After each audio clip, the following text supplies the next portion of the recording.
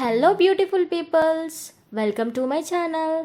ముందుగా వీడియోలోకి వెళ్ళే ముందు మన ఛానల్ని ఎవరైనా కొత్తగా చూస్తున్న వారైతే సబ్స్క్రైబ్ చేసుకోవచ్చు కదా.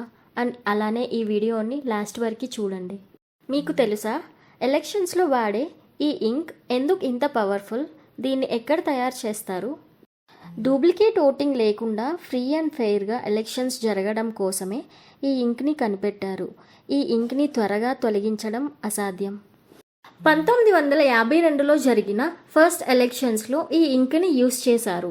1962లో కర్ణాటకలో Mysore paints and varnish limited company and అలానే మన హైదరాబాద్లో రాయుడు లేబొరేటరీస్ అనే ఈ రెండు కంపెనీస్కి ఈ ఇంక్ని తయారు చేయడానికి లైసెన్స్ ఇచ్చారు. మన ఇండియాలో ఈ కంపెనీస్ మాత్రమే ఈ ఇంక్ని తయారు చేస్తున్నాయి.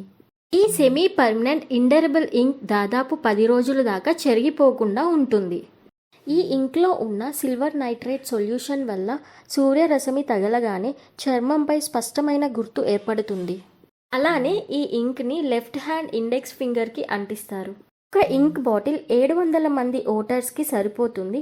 అలానే ఒక ఇంక్ బాటిల్లో 10 ml వరకు ఇంక్ ఉంటుంది.